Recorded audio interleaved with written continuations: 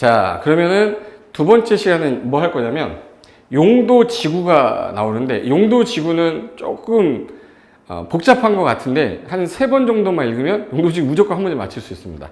그래서 용도지구에서 제일 잘 나온 게 뭐예요? 이렇게 물어보면 세분되는 것도 되게 잘 나왔는데 행위제한을 제일 많이 냈어요. 일단 용도지구 몇 개 있어요? 9개 있죠. 9개. 그럼 용도지구 9개 중에 세분되는 게 몇 개 있냐면 5개. 경방보치괴, 경방보치괴, 복특방고에서 9개 있잖아요. 근데 그 중에 행위자의 제일 잘 나오는데, 일단은 자, 경관지구부터, 자, 개발지능지구부터 취락지구까지는 세분이 가능해요. 근데 세분이 가능한데, 세분되는 것 중에서 세분되는 연결을 물어본 건데 틀린 거 찾아라 이런 거 나올 때가 있는데, 거기 개발지능지구는 관산, 주복, 특 해가지고 관광휴양개발, 산업유통개발, 주거개발, 복합개발, 특정개발인데, 여기서 왜 관산주복특으로 외워두시냐면 지구단위 계획 파트 가면 또 나오는데, 지구단위 파트 가면 그 주복특은 어느 땅에 위치해야 됩니까? 그러면 계획관리지역에, 뭐 산업유통개발하고 복합개발은 개색농에, 그런 거 얘기할 때 쓰려고 그냥 관산주복특으로 외워두시는 게 더 편해요. 원래 두산관복특인데 제가 일부러 이렇게 외우기 편하려고. 그러면 이제 개발지능지구는 관산주복특 세분되는 건데, 산업유통을 뭐 상업 뭐 지역으로 뭐 바꾸거나 하면 안 되니까 이거 틀렸다 이렇게 해서 내는 거고. 보호지구가 시험에 제일 잘 나와. 보호지구.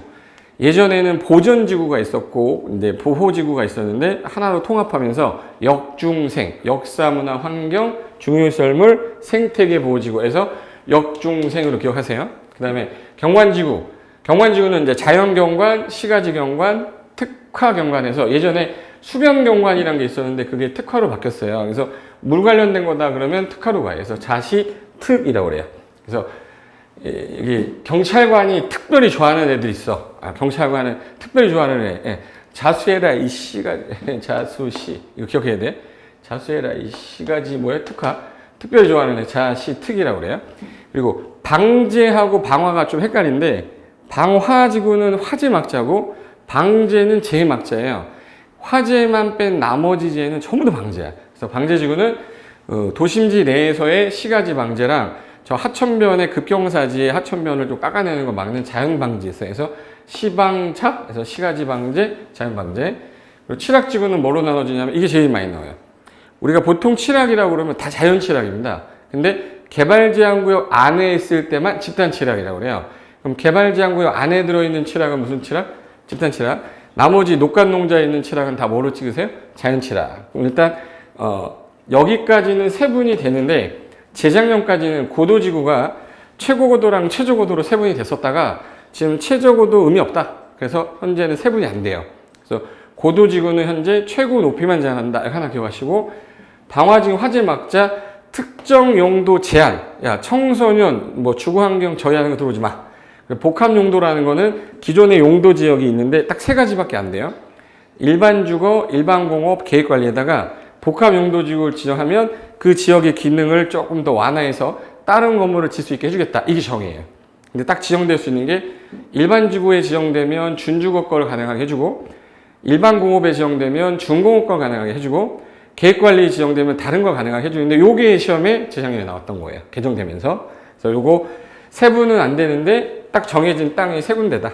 그리고 현재 9개 제외하고는 없어요. 시행령에도 없고, 현재 처음 듣는 용도지구가 나오면 조례에서 신설한 거다라고 보시면 돼. 그게 조례에서 세분할 수도 있고 지정할 수 있어요. 원래는 용도지구 9개인데 시행령상 경방보치개 5개 세분, 나머지는 세분이 안 된다. 복덕방구는.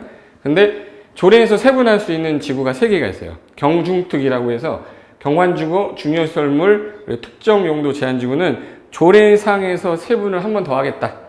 얘는 추가 세분이고, 얘는 세분이 안 됐던 거 세분할 수 있다. 이렇게 돼 있고, 조례에서 야, 볕빛보호지구야, 뭐 개발균형 촉진지구야, 이런 거 만든 거는 기존의 용도지역하고 용도구역의 행위제한을 어떤 규제를 완화하는 거 못 만들어요. 아주 부득이한 경우에, 뭔득이? 부득이. 최소한도에 그치되 완화하는 거는 만들 수가 없다. 그리고 리모델링 할 때 완화되는 지구가, 리모델링은요 옆으로 가거나 위로 증축이 돼야 되는데 이 높이 제한 때문에 위로 못 가면 수익이 안 나와. 그래서 경관지구가 4층 이하라 위로 못 가고요. 고도 제한이 있으면 위로 못 가. 그래서 경관지구랑 고도지구의 행위자를 뭐 해줘야? 완화해줘야 위로 올라가기 때문에 경관지구, 고도지구에서 리모델링 할 때는 완화해주겠다. 그래서 경고라고 그래요. 제 동생 이름은 고경리라고 해요. 고경리. 경리야! 경리야. 고경리. 요거는 리모델링 할 때 완화되는 지구예요. 요까지. 근데 시험에서 제일 잘 나오는 건 밑에 겁니다. 얘는 이제 알아두셔야 되는 거고 모의고사 나올 때 맞춰야 되니까. 근데 제일 많이 나오는 게 원래 행위제한이 용도지구는 필요에 따라 여기 지정하고 저기 지정하고 막 하는 거예요. 그러니까 행위제한이 지자체 조례에 있어야 돼. 그래서 도시공직 조례로 정하는 게 원칙인데 네 가지는 별도로 정하겠다. 그 네 가지가 뭐예요? 그러면 고도지구는 도시공관리계 결정할 때 최고 높이 20m 그러면 그 20m가 행위제한. 그리고 자연취락 아까 집단취락 중에서 제일 많이 나오는 게 집단취락지구는 어디 안에 있는 거예요? 개발제한구역에 있어서 개특법. 그러면 여기 자연취락은 국토개혁법 시행령 별표 23에 있습니다. 그리고 개발진흥지구는 앞으로 개발을 해야 되니까 행위제한을 뭐 하려면 계획을 짜야 돼요. 그래서 계획이 있으면 계획, 없으면 조례로 한다. 요까지. 근데 요거를 시험에서 제일 많이 내는데 지금 용도지구가 이렇게 많은데 이 중에서 행위제한이 어디 있어요? 라고 물어보면 그냥 대부분은 조례라고 대답하시면 돼. 근데 네 개는 외워야 되니까 고도지구는 어디 있었지? 도시군 관리계획. 생태보호지구는 처음 보는 거죠? 그럼 뭐예요? 조례. 시가지 경관지구 조례. 복합용도 조례. 자연취락은 국토개혁법 시행이에요. 특정용도 처음 보는 거야. 조례. 자연경관 조례. 방화지구 조례. 집단취락은 아니 개특법. 개발진흥지구는 계획 있으면 계획. 그리고 자연방제 모르겠다 조례. 역사문화환경보호 모르겠다 조례. 중위생물보호지 모르겠다 조례. 시가지 방제 조례. 뭐 틀어놓은 거 같죠 이거? 그러니까 요거 네 개만 싹 빼면 자 요거는 다 조례예요. 그럼 이거를 외우는 게 맞겠어? 네 개를 외우는 게 맞겠어요? 네 개를 외우는 게 맞겠죠. 그 네 개가 고도지구, 개발진흥지구, 자연취락, 집단취락이에요. 그래서 요 네 가지를 기억하셔야 되니까 그 네 가지를 외우자. 그래서 고도지구라는 단어를 딱 보면은 항상 떠올라야 되는 게 무슨 계획? 이거 외우고 계셔야 돼. 도시군 관리계획으로 한다. 자연취락은 국토개혁법 어디에? 시행령. 개발진흥지구 나서요. 그럼 뭘 짜야 되죠? 계획. 계획이 있으면 계획으로 하고 없으면 뭘로 한다? 조례. 근데 집단취락은 개발제한구역 안에 있잖아요. 그래서 얘는 무슨 법을 받아야겠네? 개특법 받아야지. 깔끔하지 뭐. 이 네 가지 딱 기억하고 모르겠으면 다 도시공직 조례로 가시면 돼요.